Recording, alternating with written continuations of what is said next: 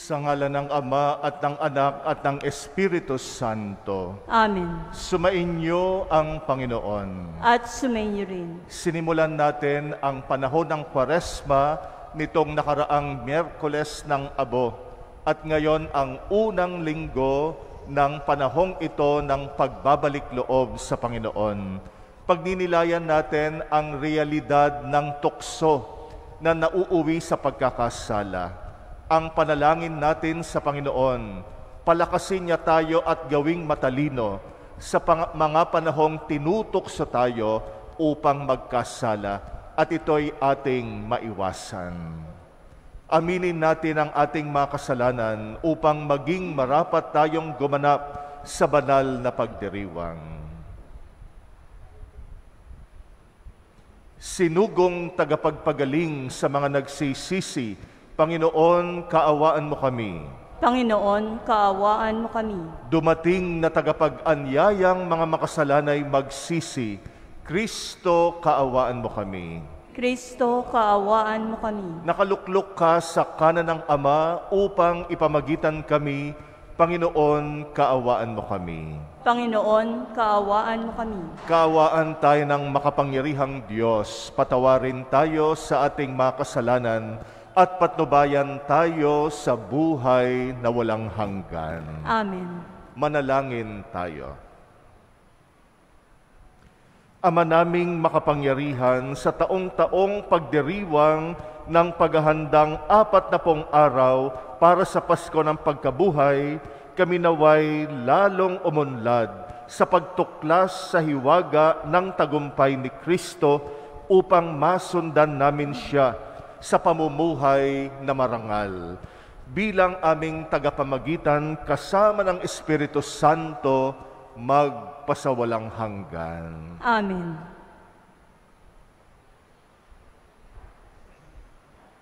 Nilikha at pinagpala ng Diyos ang tao. Ngunit sa pagsuway nito sa nais ng kanyang tagapaglikha, napahiwalay siya sa kanya. Dahil dito ay naranasan ng kaguluhan at kawalang pag-asa. Ito ay sinasagisag ng kanilang pagkahubad. Pagbasa mula sa aklat ng Henesis. Nilikha ng Diyos ang tao mula sa alabok, hiningahan sa ilong at nagkaroon ng buhay. Naglagay ang Panginoon ng isang halamanan sa Eden, sa dakong silangan, at doon dinala ang taong kanyang nilalang. Pinasibol niya roon ang lahat ng uri ng kahoy na nakalulugod sa paningin at masasarap ang bunga. Sa gitna ng halamanan, naruroon ang punong nagbibigay buhay at ang punong nagbibigay ng kaalaman tungkol sa mabuti at masama. Ang ahas ang pinakatuso sa lahat ng hayop na nilikha ng Panginoon. Minsay, tinanong nito ang babae, "Totoo bang sinabi ng Diyos na huwag kang kakain ng anumang bungang kahoy sa halamanan?" Tumugon ang babae, "Hindi naman. Ipinakakain sa amin ang anumang bunga sa halamanan. Huwag lamang ang bunga ng puno na nasa gitna niyon. Pag kami raw ay kumain ng bunga nito, o humipo man lamang sa punong iyon, mamamatay kami. Hindi totoo iyan. Hindi kayo mamamatay." Wika ng ahas. Gayon ang sabi ng Diyos, sapagkat alam niyang kung kakain kayo ng bunga niyon, magkakaroon kayo ng pagkakaunawa. Kayo'y magiging parang Diyos. Malalaman ninyo ang mabuti at masama. Napakaganda sa paningin ng babae ang punong kahoy at sa palagay niya'y masarap ang bunga nito. Nabuo sa isipan niya na mabuti ang maging marunong, kaya't pumitas siya ng bunga at kumain. Kumuha rin siya para sa kanyang asawa at kumain din ito. Nagkaroon nga sila ng pagkaunawa matapos kumain. Noon nila na lamang sila'y hubad, kaya kumuha sila ng mga dahon ng igos, pinagtagni-tagni at ginawang panakip sa katawan. Ang salita ng Diyos. Salamat sa Diyos. Poon iyong kaawaan, kaming sayo'y nagsisuway. Poon, iyong kaawaan, kaming sa iyo'y nagsisuway. Ako'y kaawaan, umahal kong Diyos, sangayon sa iyong kagandahang loob. Mga kasalanan ko'y iyong pawiin, ayon din sa iyong pag-ibig sa akin. Linisin mo sana ang aking karumihan, at ipatawad mo yaring kasalanan. Poon, iyong kaawaan, kaming sa iyo'y nagsisuway. Ang pagkasalangsang ko ay kinikilala, laging nasa isip ko at alaala. Sa iyo lang ako nagkasalang tunay, at ang nagawa ko'y di mo nagustuhan. Poon, iyong kaawaan, kaming sa iyo'y nagsisuway. Isang pusong tapat sa aking likhain, bigyan mo, O Diyos, ng bagong damdamin. Sa iyong harapay, huwag akong alisin. Ang Espiritu mo ang papaghariin. Poon, iyong kaawaan, kaming sa iyo'y nagsisuway. Ang galak na dulot ng iyang pagliligtas, ibalik at ako ay gawin mong tapat. Turuan mo akong makapagsalita at pupurihin ka sa gitna ng madla. Poon, iyong kaawaan, kaming sa iyo'y nagsisuway.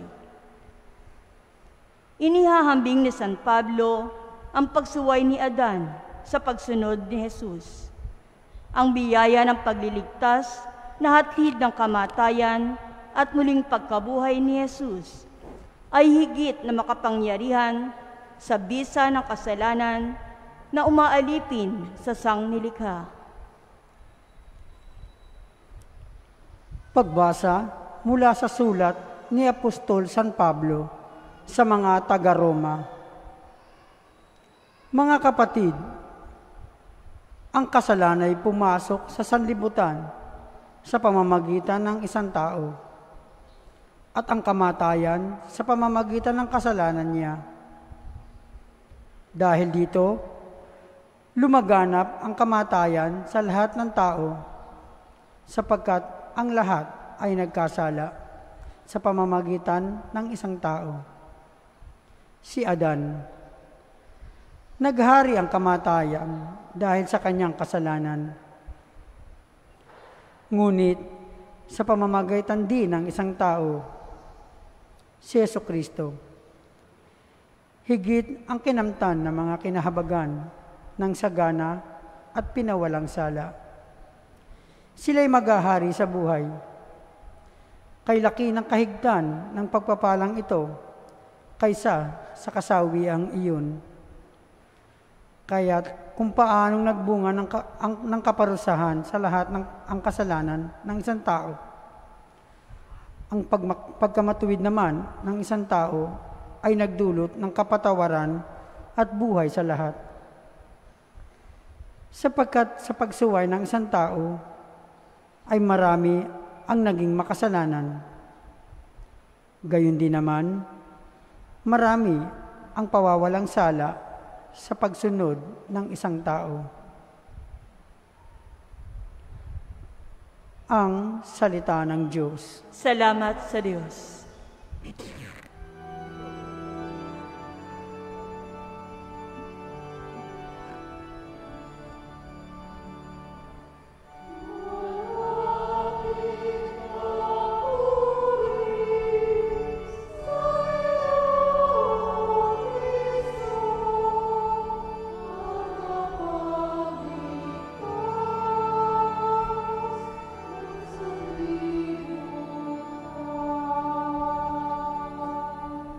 Ang tao ay nabubuhay hindi lamang sa tinapay, kundi sa salitang mahal mula sa bibig na banal ng Ama nating may kapal.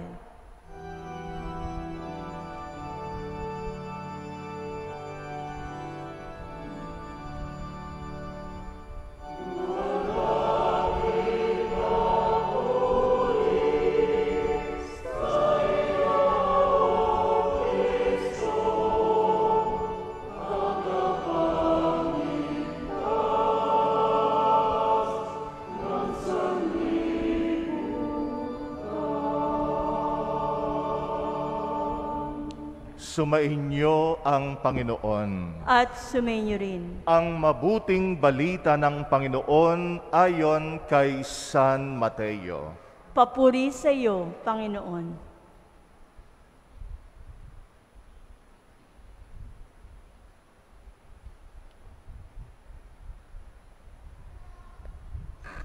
Noong panahong iyon, si Jesus ay dinala ng Espiritu sa ilang upang tuksuhin ng dyablo. Doon 40 araw at 40 gabing nag-ayuno si Jesus at siya ay nagutom. Dumating ang manunukso at sinabi sa kanya, "Kung ikaw ang anak ng Diyos, gawin mong tinapay ang mga batong ito." Ngunit sumagot si Jesus, "Nasusulat, hindi lamang sa tinapay nabubuhay ang tao, kundi sa bawat salitang namumutawi sa bibig ng Diyos." Pagkatapos nito ay dinala siya ng dyablo sa taluktok ng templo sa banal na lungsod. "Kung ikaw ang anak ng Diyos," sabi sa kanya, "magpatihulog ka, sapagkat nasusulat, ipagbibilin niya sa kanyang mga anghel na ingatan ka. Aalalayan kanila upang hindi ka matisod sa bato." Sumagot si Jesus, "Nasusulat din naman, huwag mong subukin ang Panginoon mong Diyos." Pagkatapos, dinala din siya ng dyablo sa isang napakataas na bundok. Mula rooy ipinatanaw sa kanya ang lahat ng kaharian ng sanlibutan at ang kayamanan ng mga ito. At sinabi ng dyablo, "Ibibigay ko sa iyo ang lahat ng ito kung magpapatira pa ka at sasamba sa akin." Sumagot si Jesus, "Lumayas ka, Satanas, sapagkat nasusulat, ang iyong Diyos at Panginoon ang sasambahin mo, siya lamang ang iyong paglilingkuran." At iniwan siya ng dyablo.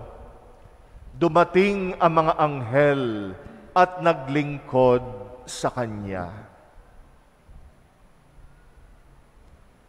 Ang mabuting balita ng Panginoon. Pinupuri ka namin, Panginoong Hesukristo.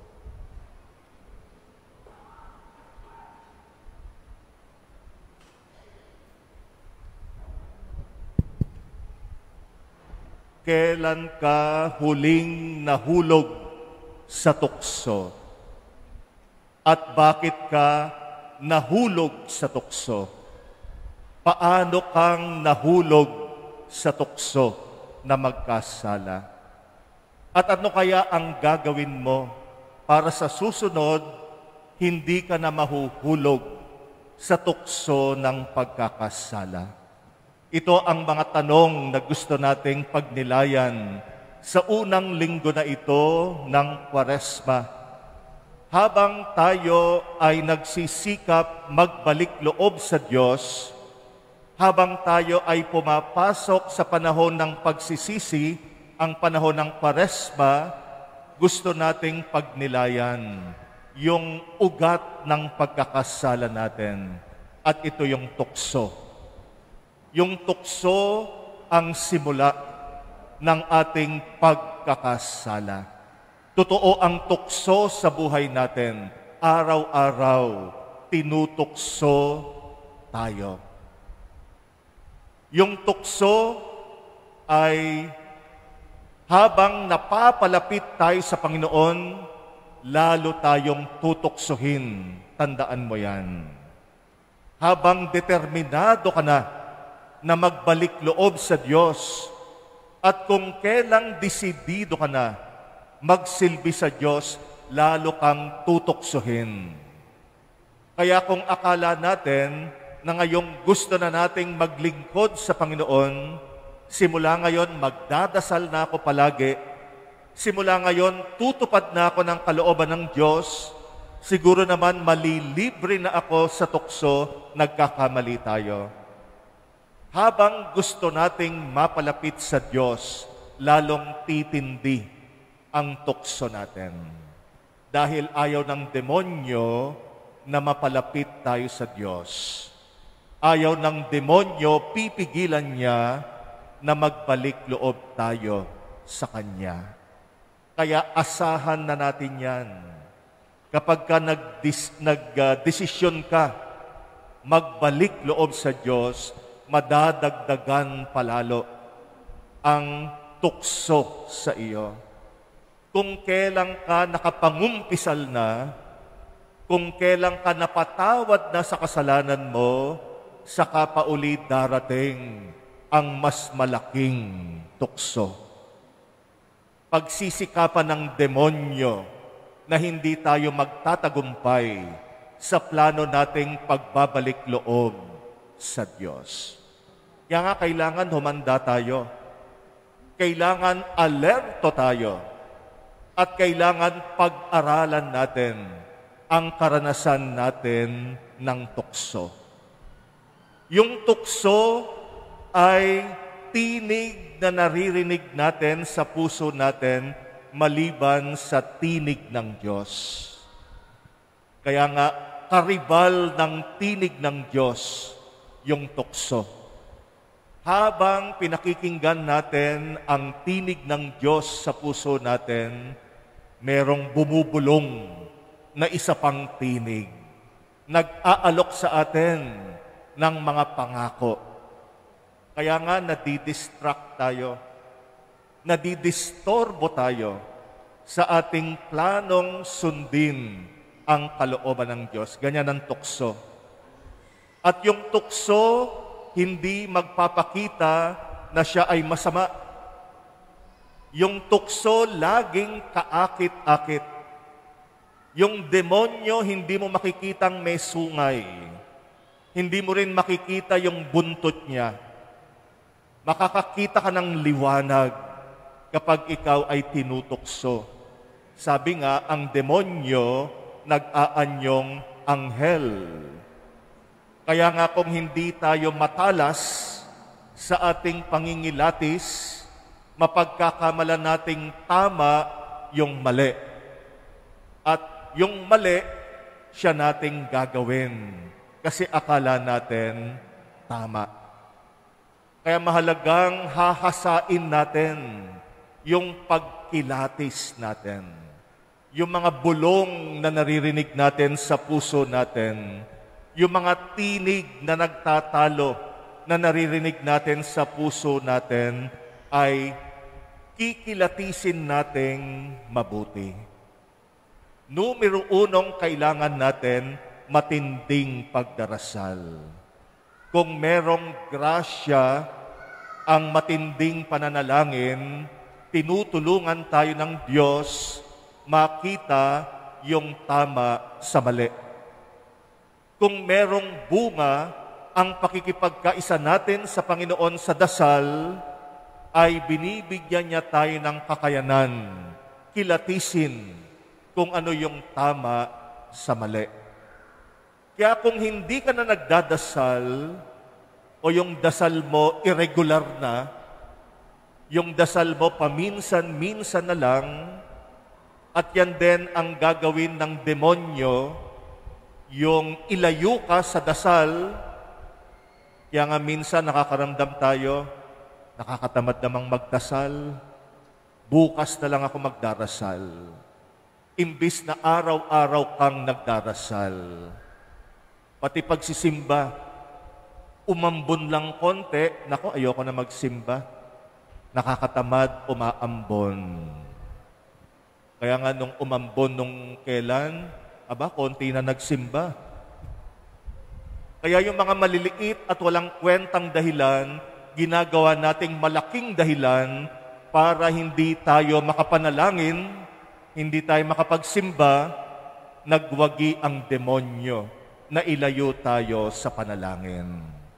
Yung panalangin ang numero 1 sandata natin sa tukso. Ikalawa ay mag-aral tayo ng salita ng Diyos.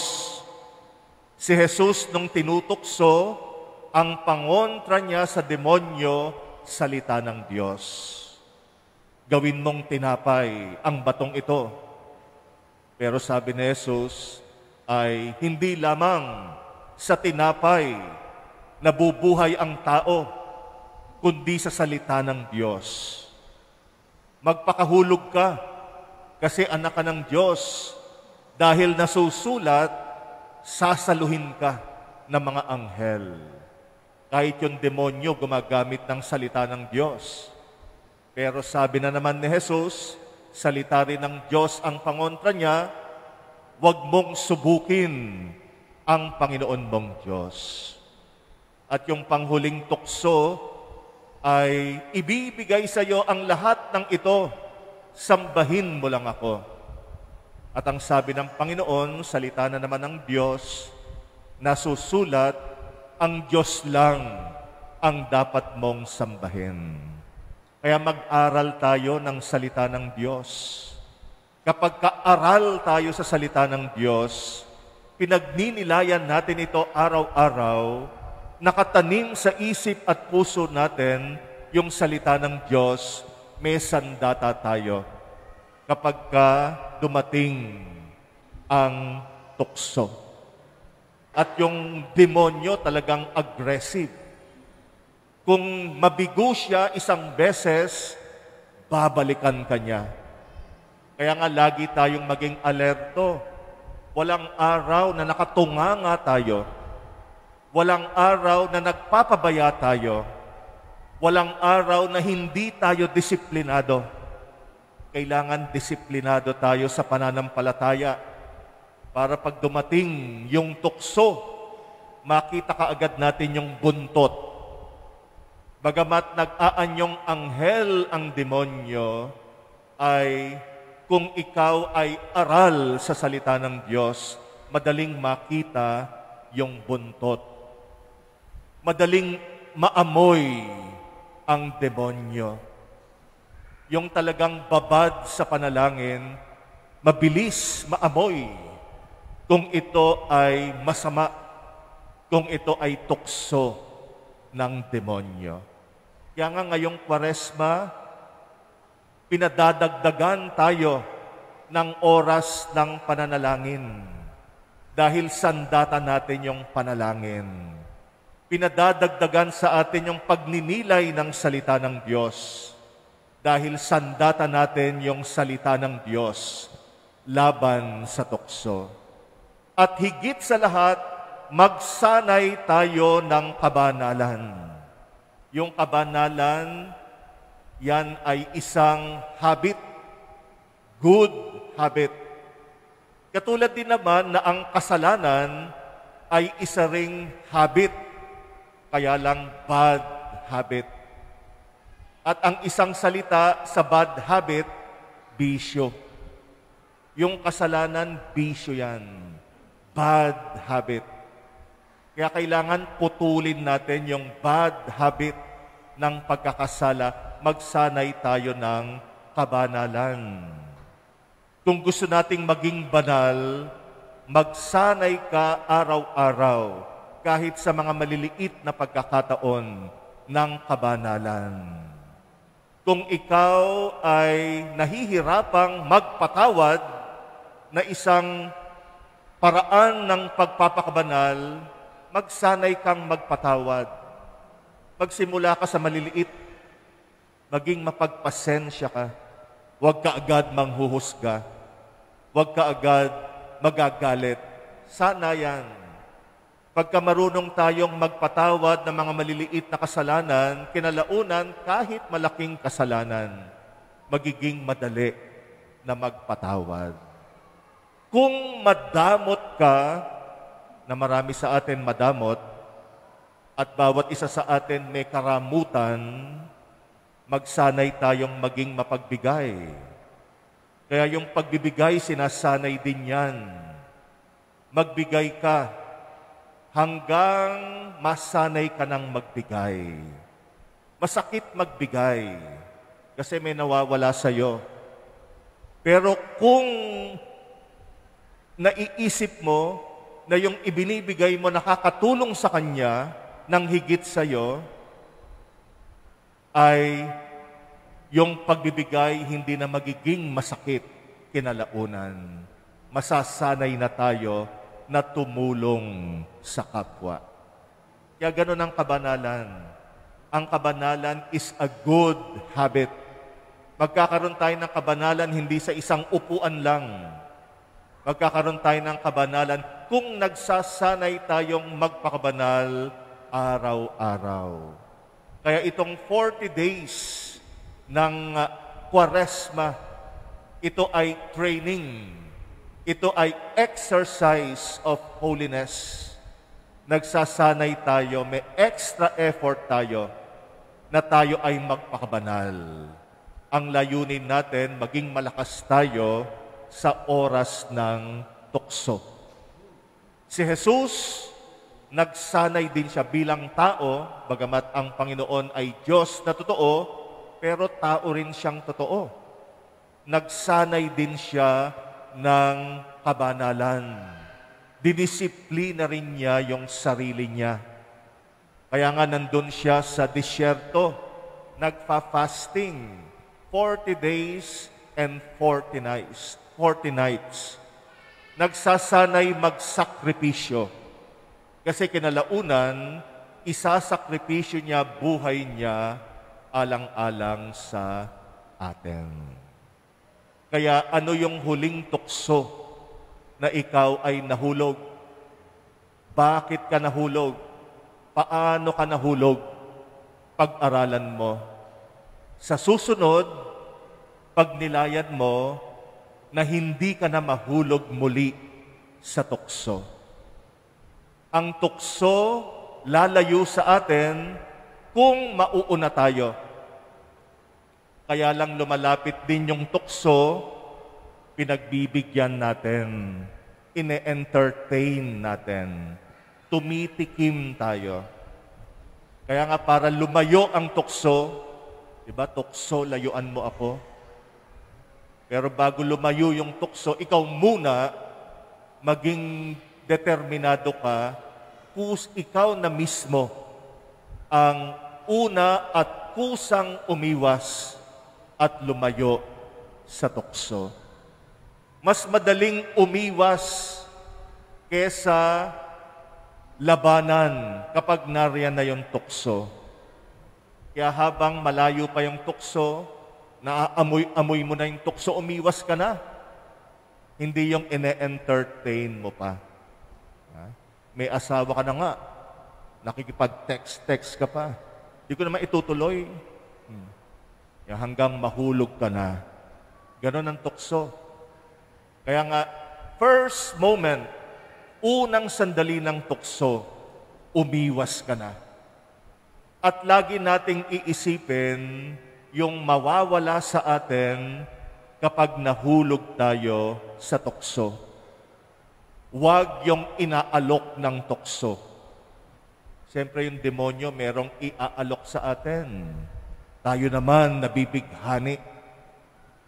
Bago mo isipin yung inaalok ng demonyo na pawang mga huwad na pangako, isipin mo muna yung mga mawawala sa'yo kapag nahulog ka sa tuksong ito. Baka mawala yung asawa mo sa'yo. Baka mawala yung pamilya mo sa'yo. Baka mawala yung trabaho mo sa'yo. Baka mawala yung respeto ng iba sa'yo. Baka mawala yung pagkapari ko pagka hindi ko inisip yung mawawala sa akin. Kaya nga pag tinutokso tayo, isipin kaagad natin ano yung maaring mawala sa akin kapag nahulog ako sa tukso.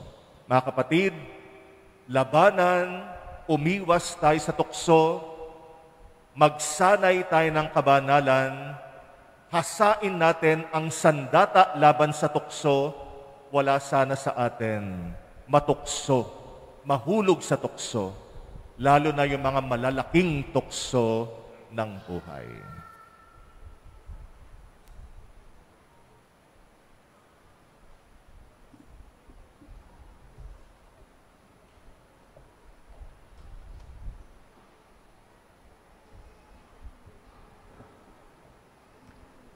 Sumasampalataya ako sa Diyos amang makapangyarihan sa lahat, na may gawa ng langit at lupa.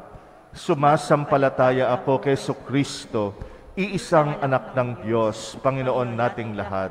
Nagkatawang tao siya lalang ng Espiritu Santo, ipinanganak ni Santa Mariang Birhen, pinagpakasakit ni Poncio Pilato, ipinako sa krus na matay inilibing, nanaog sa kinaroroonan ng mga yumao, nang may 3 araw na buhay na maguli, umakyat sa langit, naluluklok sa kanan ng Diyos amang makapangyarihan sa lahat.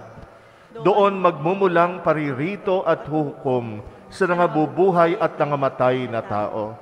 Sumasampalataya naman ako sa Diyos Espiritu Santo, sa banal na simbahang Katolika, sa kasamahan ng mga banal, sa kapatawaran ng mga kasalanan, sa pagkabuhay na muli ng nangamatay na tao, at sa buhay na walang hanggan. Amen.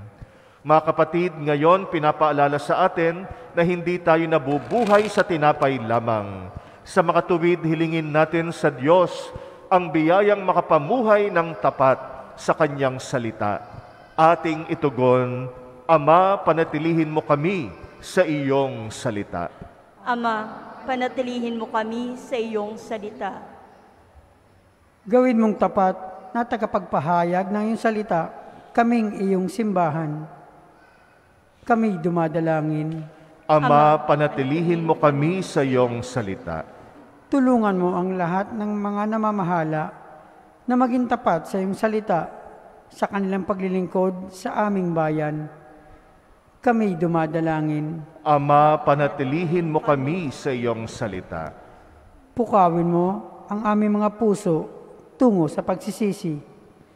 Tulungan mo kaming humingi ng tawad sa aming mga nasaktan at magpatawad sa mga nakasakit sa amin. Kami dumadalangin. Ama, panatilihin mo kami sa iyong salita.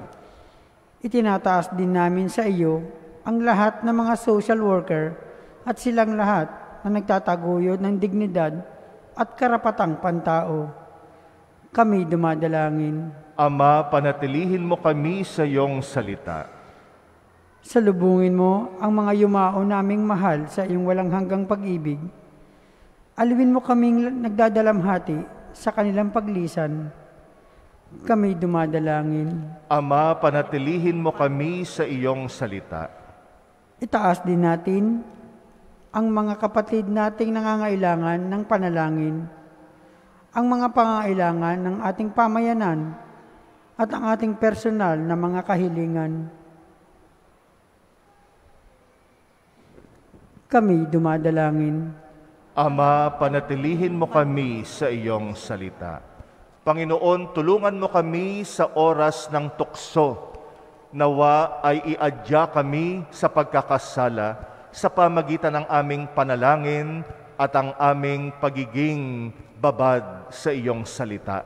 Ikaw na aming Panginoon magpasawalang hanggan. Amen.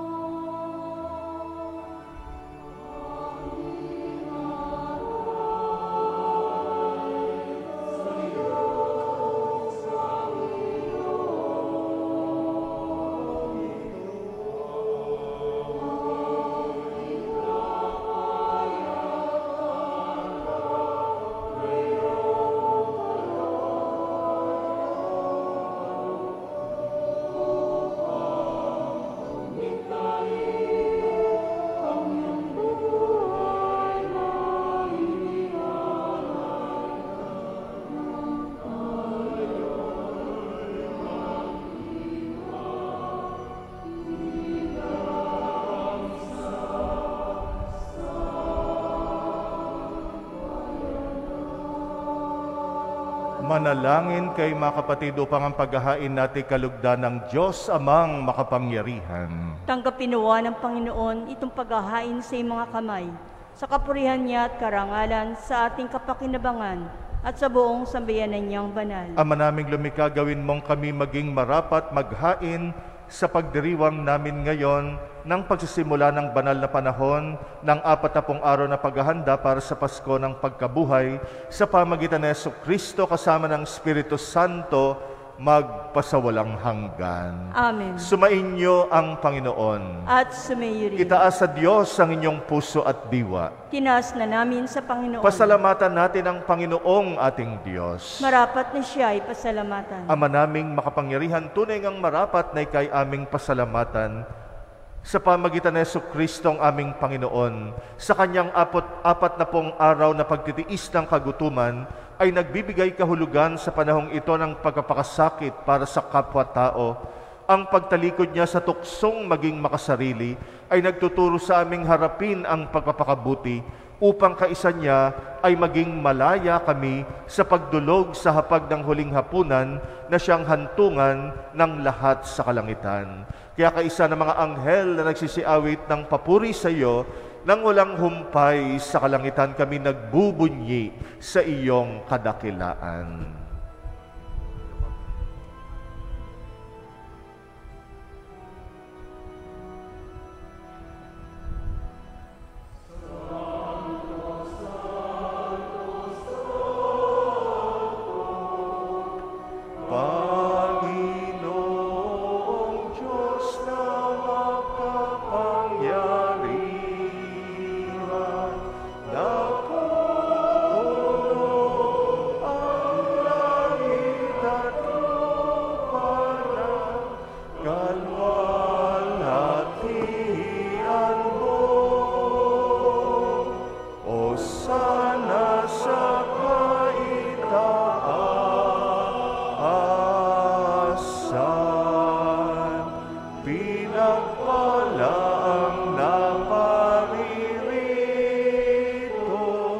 Sa ngalan ng Panginoon,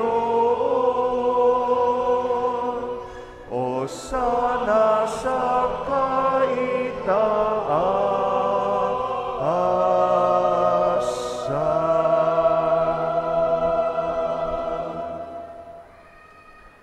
Ama naming banal, ikaw ang bukal ng tanang kabanalan, kaya't sa pamagitan ng iyong Espiritu gawin mong banal ang mga kaloob na ito upang para sa amin ay maging katawan at dugo ng aming Panginoong Jesucristo. Bago niya pinagtisang kusang loob na maging handog, hinawakan niya ang tinapay, pinasalamatan kanya, pinaghati-hati niya yon, iniabot sa kanyang mga alagad at sinabi, "Tanggapin ninyong lahat ito at kanin itong aking katawan na ihahandog para sa inyo."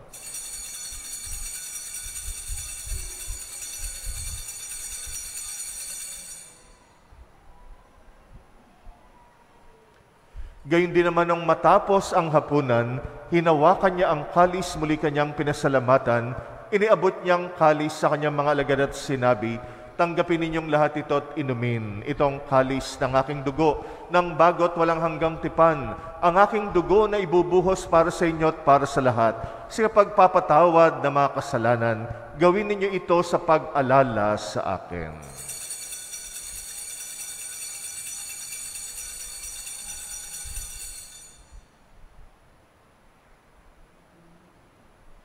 Ang misteryo ng pananampalataya.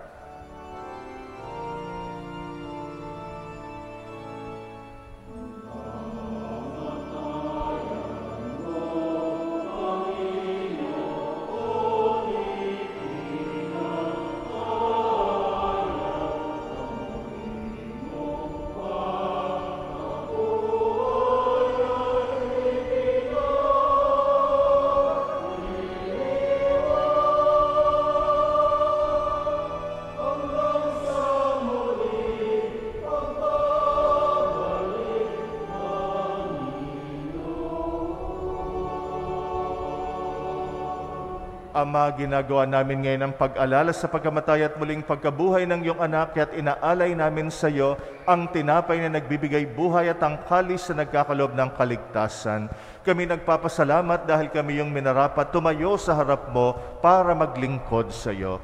Sinasamo namin kaming magsasalo sa katawan at dugo ni Kristo ay mabuklod sa pagkakaisa sa pamagitan ng Espiritu Santo. Amalingapin mong yung simbahang laganap sa buong daigdig. Puspusin mo kami sa pag-ibig kaysa ni Francisco na aming Papa at ni Jose na aming Obispo at ng Tanang Kaparian. Alalahanin mo rin ang mga kapatid naming nahimlay na may pag-asang sila'y muling mabubuhay, gayon din ang lahat ng mga pumanaw. Kawaan mo sila at patuloyin sa iyong kaliwanagan.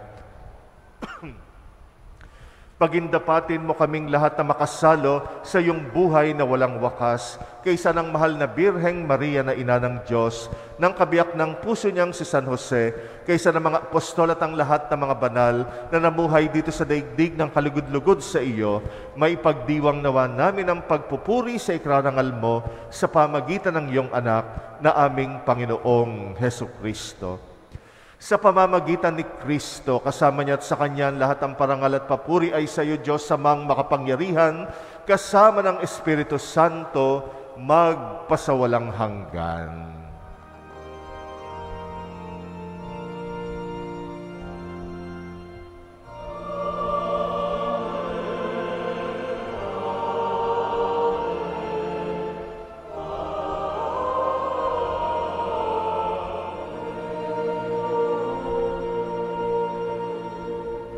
Hilingin natin sa Ama na iadya tayo sa lahat ng tukso at kasamaan sa ating panalangin na itinuro sa atin ni Jesus.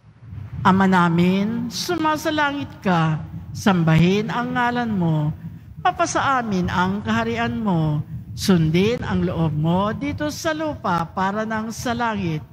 Bigyan mo kami ngayon ng aming kakanin sa araw-araw, at patawarin mo kami sa aming mga sala para ng pagpapatawad namin sa nagkakasala sa amin, at huwag mo kaming ipahintulot sa tukso at iadya mo kami sa lahat ng masama. Hinihiling namin kami yadya sa lahat ng masama, pagkalooban ng kapayapaan araw-araw, iligtas sa kasalanan, ilayo sa lahat ng kapahamakan, samantalang aming pinananabikan ang dakilang araw ng pagpapahayag ng tagapagligtas naming si Jesucristo. Sapagkat iyo ang kaharian at ang kapangyarihan at ang kapurihan magpakailanman. Amen. Panginoong Jesucristo, sinabi mo sa iyong mga apostol, kapayapaan ang iniiwan ko sa inyo. Ang aking kapayapaan ang ibinibigay ko sa inyo. Tunghayan mo ang aming pananampalataya, huwag ang aming pagkakasala. Pagkalooban mo kami ng kapayapaan at pagkakaisa ayon sa iyong kalooban, kasama ng Espiritu Santo, magpasawalang hanggan. Amen. Ang kapayapaan ng Panginoon ay laging sumainyo. At sumainyo rin. Magbigayan kayo ng kapayapaan sa isa't isa. Peace be with you.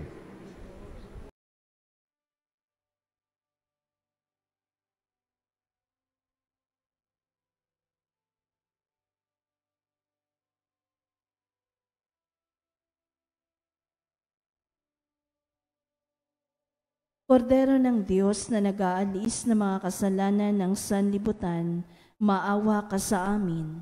Kordero ng Diyos na nag-aalis ng mga kasalanan ng sanlibutan, maawa ka sa amin. Kordero ng Diyos na nag-aalis ng mga kasalanan ng sanlibutan, ipagkaloob mo sa amin ang kapayapaan. Narito ang kordero ng Diyos na nag-aalis ng mga kasalanan ng sanlibutan, mapalad ang mga inaanyayahan sa kanyang piging. Panginoon, hindi ako karapat-dapat na magpatuloy sa iyo, ngunit sa isang salita mo lamang ay gagaling na ako.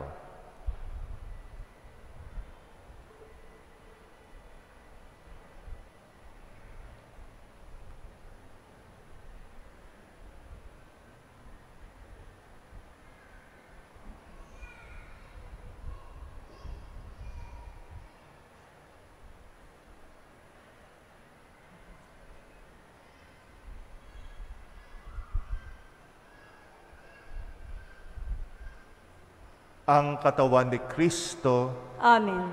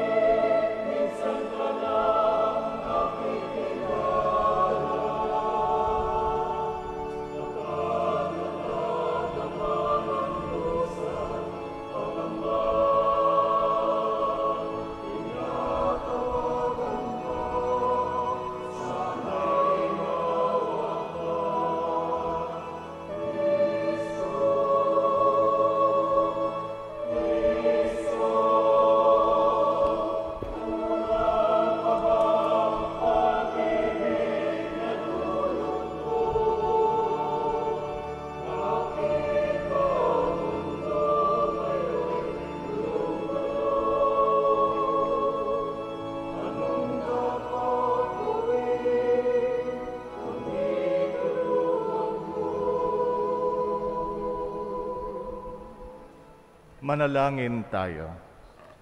Ama naming mapagmahal, kaming pinakinabang mo sa pagkaing iyong bigay ay tumanggap ng pampalakas ng pananampalataya, pampatibay ng pag-asa at pampaalab ng pag-ibig. Matutuhan nawa naming damahin ang gutom at pananabik sa tunay na pagkaing nagbibigay buhay upang kami makapamuhay sa bawat salitang namumutawi sa iyong bibig. Sa pamagitan ng Jesucristo kasama ng Espiritu Santo, magpasawalang hanggan. Amen. Sumainyo ang Panginoon. At sumayo rin. Pagpalain kayo ng makapangyarihang Diyos, Ama at Anak at Espiritu Santo. Amen. Tapos na ang ating misa, humayo kayong nagtitiwala sa pag-ibig ng Diyos. Salamat sa Diyos.